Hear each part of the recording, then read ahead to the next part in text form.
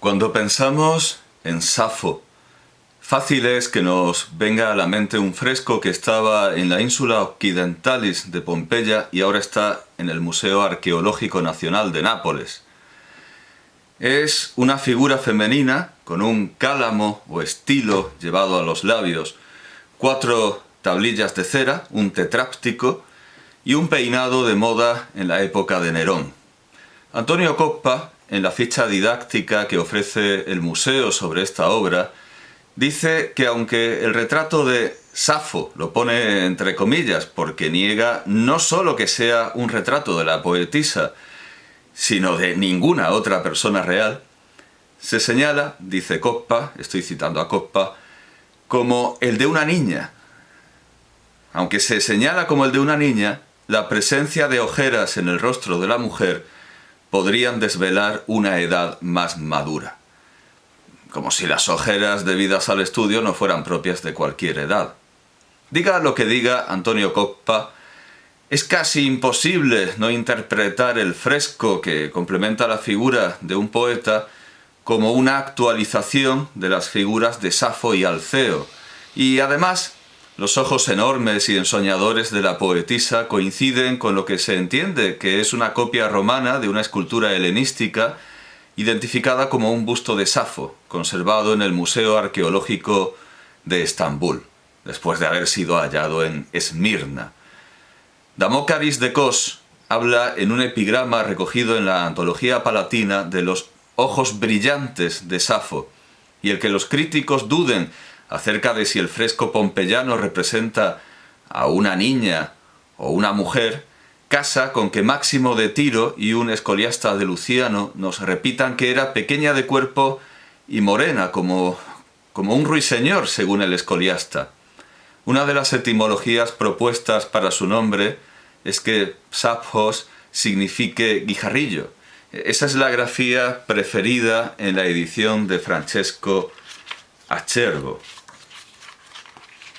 en la portadilla.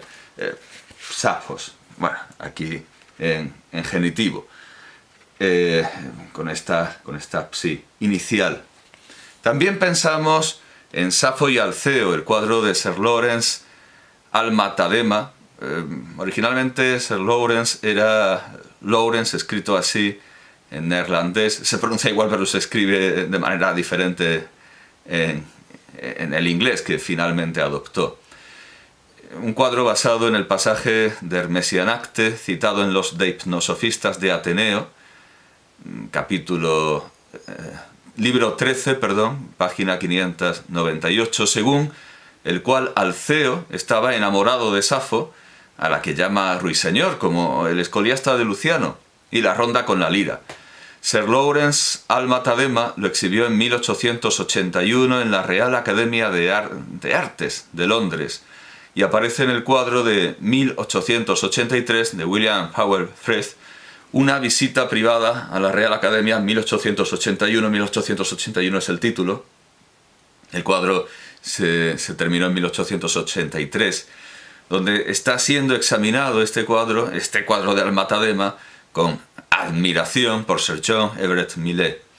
El escenario usado por Alma-Tadema está inspirado en el teatro de Dionisio de Atenas, y vemos una clara imitación de esta estética en el cuadro de su discípulo, John William Godward, titulado En los días de Safo, de 1904, que de ninguna manera alcanza al maestro.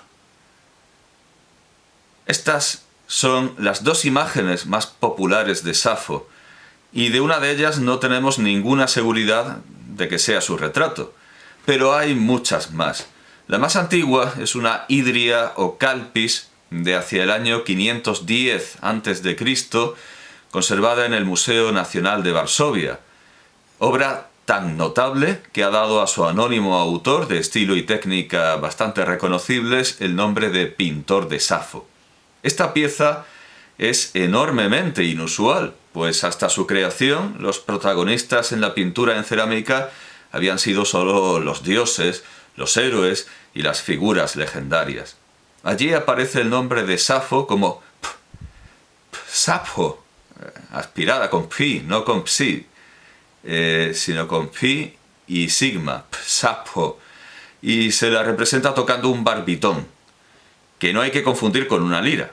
Barbitón es la forma usada en castellano por Quevedo en su Anacreón castellano, que nos plantea el posible anacronismo de la imagen, ya que Anacreonte nació después de muerta Safo, algo que ya hace notar Ateneo corrigiendo a Hermesia en Acte cuando en el pasaje que hemos visto, según el cual Alceo estaba enamorado de Safo, se añade que también lo estaba Anacreonte de ella.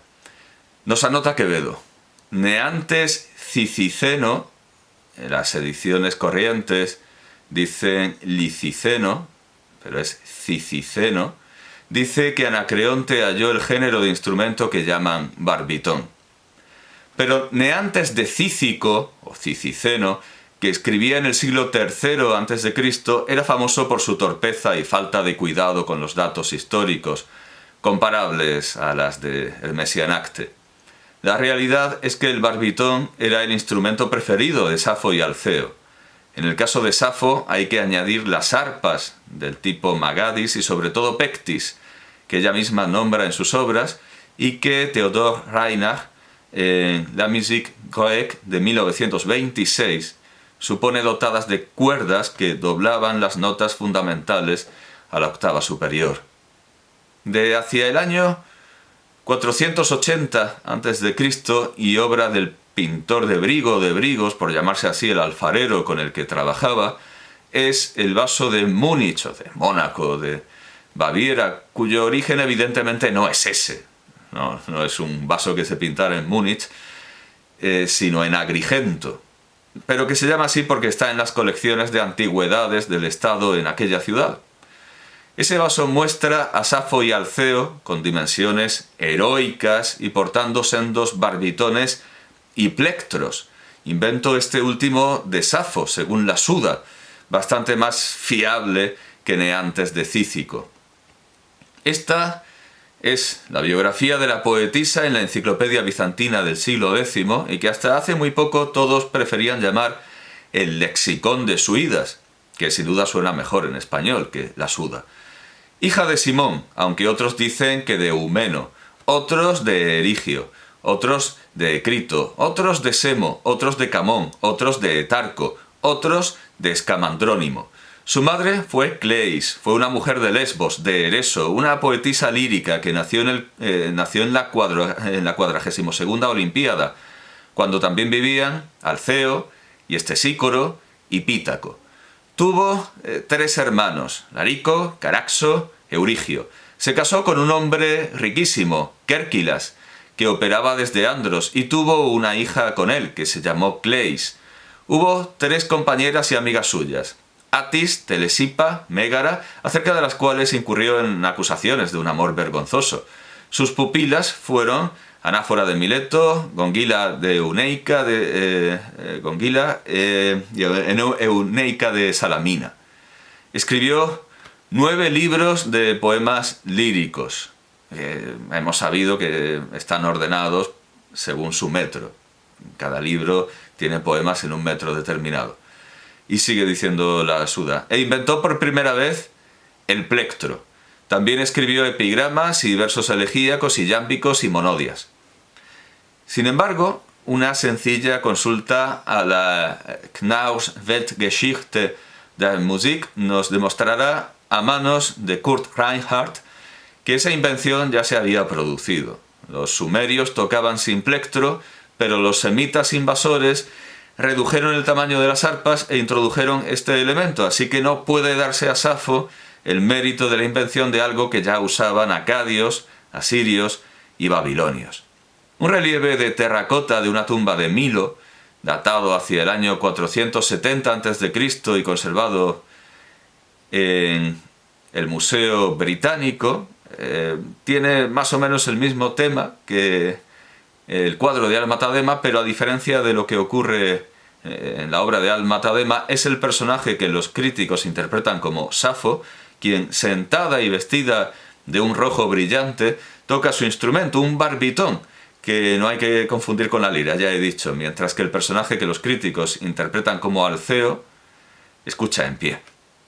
Mediado el siglo V a.C., hay varios vasos áticos que representan a Safo, pero la obra más memorable, más digna de mención, una obra importantísima sin duda alguna, es una hidria conocida como el vaso de Bari, conservada en el Museo Arqueológico Nacional de Atenas, atribuida al taller del pintor Polignoto, en la que Safo no está cantando sus poemas acompañada de su instrumento, que le está sujetando una de sus estudiantes. Sí está el instrumento, pero no se está usando, sino simplemente está leyéndolos en un rollo de papiro. No es fácil leer el papiro a través de las fotografías, incluso en las ampliaciones reproducidas en los estudios sobre la poetisa, pero Edith Morin, en Safo, Histoire d'un poète et traducción integral de l'œuvre, de 1966, nos dice que el título es Palabras aladas y el incipit Yo escribo mis versos con aire. Del siglo V a.C., suponen los críticos que sería el original de la copia romana del busto de Safo conservado en los museos capitolinos con estilo arcaizante y la inscripción Safo Heresia, tomando así la inscripción, al menos, no sabemos si el escultor, abiertamente partido en la disputa sobre la patria de Safo entre Ereso y Mitilene. No hay error si en lugar de la ciudad se nombra la isla, Lesbos. ¿Safo sería Heresia o de Mitilene? No lo sabemos, pero sí sabemos que era de Lesbos. Así que lo propio, lo adecuado es decir Safo de Lesbos. No, más que Safo Heresia o Safo de Mitilene. En el siglo IV a.C., Silanión crea un modelo iconográfico de Safo que sería muy copiado. Lo tendríamos en su copia más ilustre, en bronce, en la villa de los papiros de Herculano, que se creyó pertenecer al suegro de Julio César, Lucio Calpurnio Pisón Cesonino, luego al filósofo Filodemo de Gadara, y que en un término medio se tiende a pensar ahora que era la residencia de Pisón, que contaba con Filodemo como bibliotecario. Erraba, por tanto, la poetisa Carolina Coronado cuando escribía esto en su Paralelo entre Safo y Santa Teresa de Jesús en Los Genios Gemelos, obra que apareció por entregas en el Semanario Pintoresco Español en 1850. La inspiración de la poesía, dice Carolina Coronado, no desciende a los seres innobles, a los seres degradados. Safo engrandeció las artes, Safo regeneró el entendimiento de las mujeres de Atenas, y esa estatua que Silanión famoso la esculpió en vida, y esas monedas que se acuñaron con su busto, y ese delirio de la Grecia por el nombre de Safo, no podían ser ovaciones a una mujer envilecida. De la estatua original de Silanión, que no era contemporánea de Safo, nos hablan Cicerón en contra Verres y Taciano en contra los griegos. Las monedas a las que se refiere se acuñaron en Mitilene en el siglo III a.C., que después de esta reivindicación del origen de Safo, siempre en disputa, siguió acuñando las efigies de otros ciudadanos ilustres, como Alceo y Teófanes, y de otros muchos que solo conocemos por las monedas y que dan la razón a Catón el Viejo cuando decía que prefería que la gente se preguntara ¿por qué no tenía Catón estatua? A tener estatua. Desde la Edad Media y el primer Renacimiento, la iconografía más destacada de Safo son las miniaturas de las obras de Boccaccio y Cristina de Pisán. Desde ahí llegamos a la Safo que sostiene un rótulo con su nombre en latín en el Parnaso de Rafael, de hacia 1510, seguramente para no ser confundida con una musa. Cosa fácil, pues del sarcófago de las musas del siglo III después de Cristo, copió Rafael el instrumento musical que sujeta a la poetisa con la otra mano.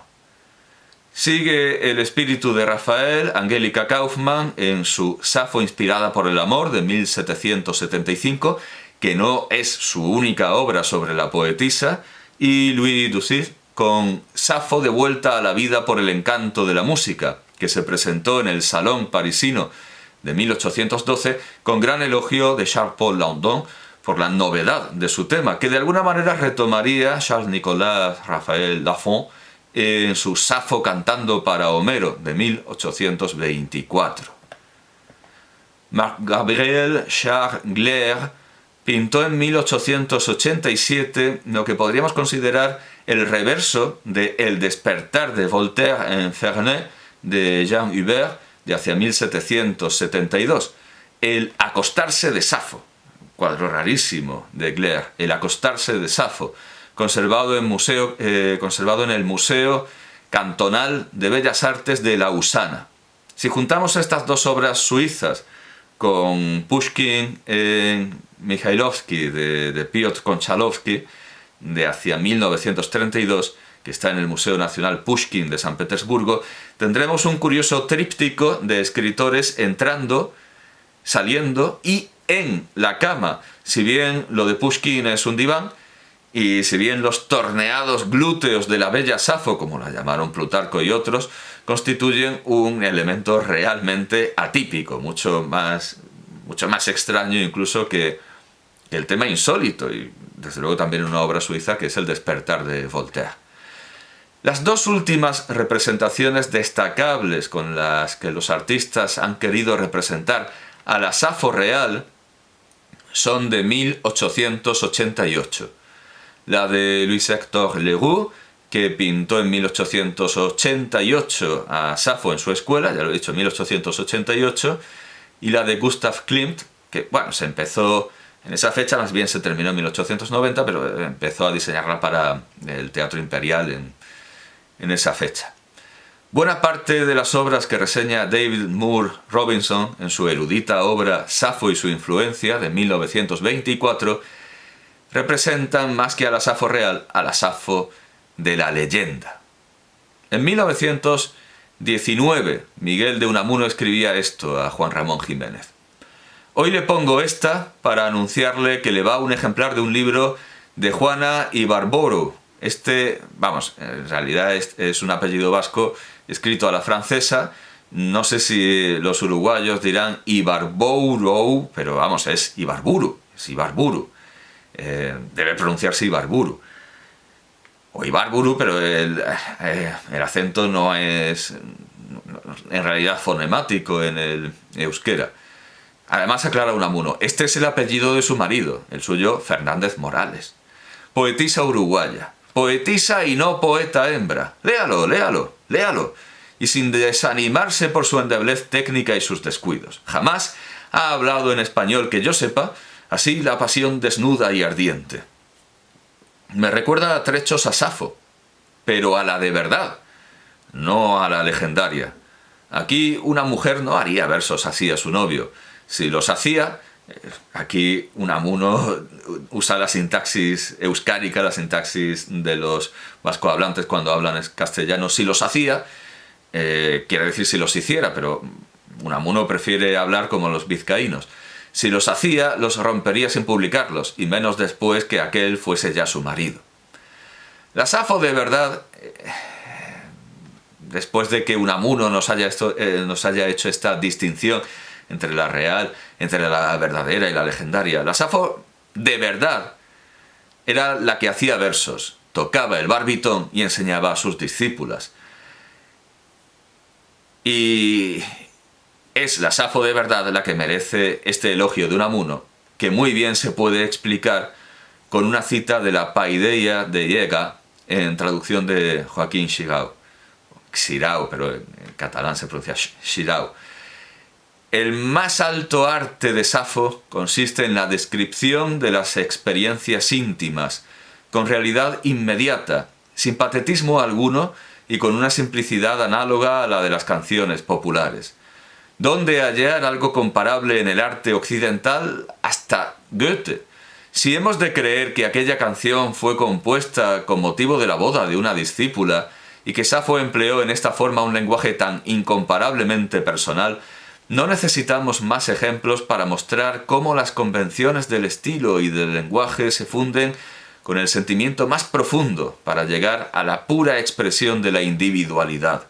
Incluso la simplicidad de la situación parece iluminar los más finos matices del sentimiento que le confiere su real significación.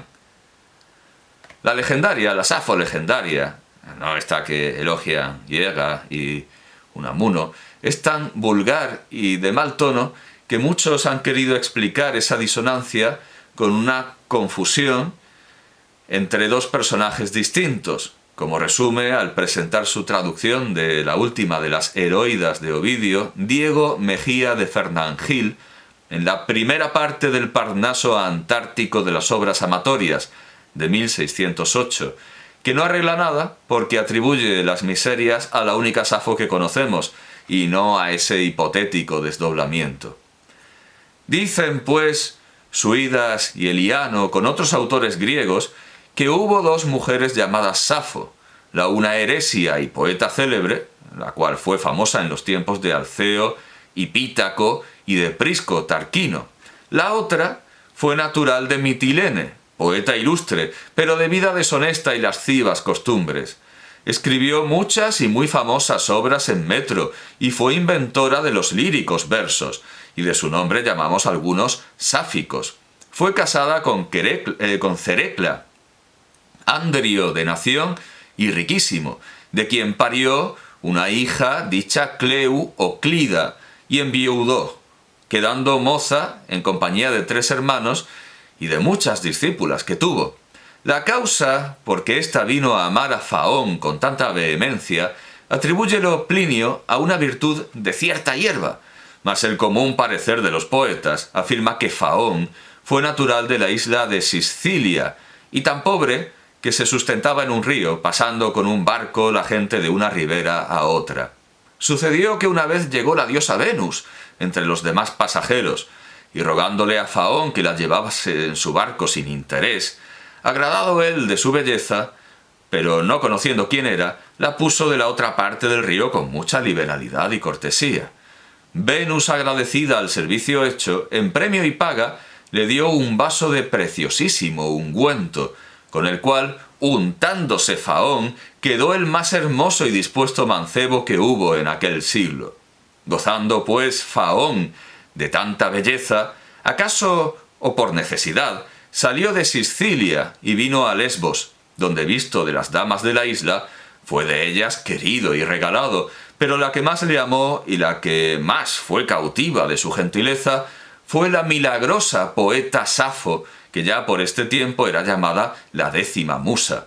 Gozó de él, aunque poco tiempo, porque después de algunos meses, sin comunicar con Safo su partida, ocultamente se volvió a Sicilia, olvidándose totalmente de su dama, que por ser poco o nada hermosa y muy deshonesta, le vino a causar odio y aborrecimiento. Esta partida y desprecio hizo tanta impresión en la enamorada señora, que movida de un rabioso dolor, sin hallar ningún consuelo ni remedio a su desesperación, determinó de despeñarse en el mar desde un alto monte de Epiro, por consejo, como ella dice, de los dioses, por librarse de aquel irremediable fuego que le abrasaba el alma. David Moore Robinson recuerda que hubo al menos 6 comedias antiguas con el título de Safo, obra de Amipsia, Sanfis, Antífanes, Dífilo, Eripo y Timocles. Aunque nuestra Efipo, pero el simpático corrector que me ha hecho, que ahora funciona de manera automática, ha corregido Efipo en Edipo. Efipo, cuidado con las erratas.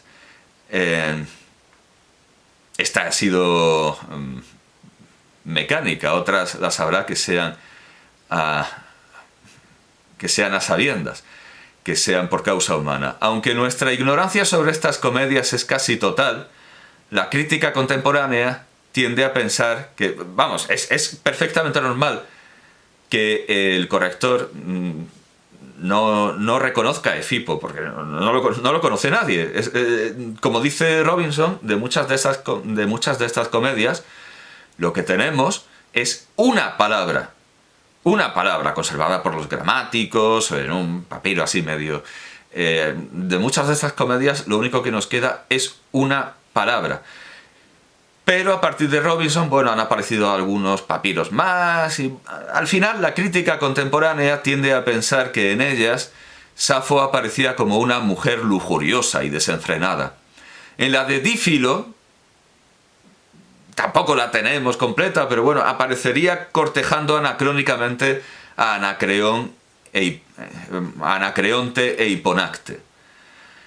Sin embargo, el desenfreno era algo más propio de su hermano Caraxo o Caraxes, Caraxo, pero tampoco vamos a castellanizar o a hacer demasiado patrimonial la palabra porque sería impúdico, a quien Safo perdona sus errores pasados.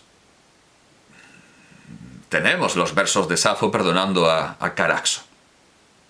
Heródoto nos había hablado de estos errores mucho antes de que aparecieran en Oxirrinco los papiros con aquellos versos de perdón.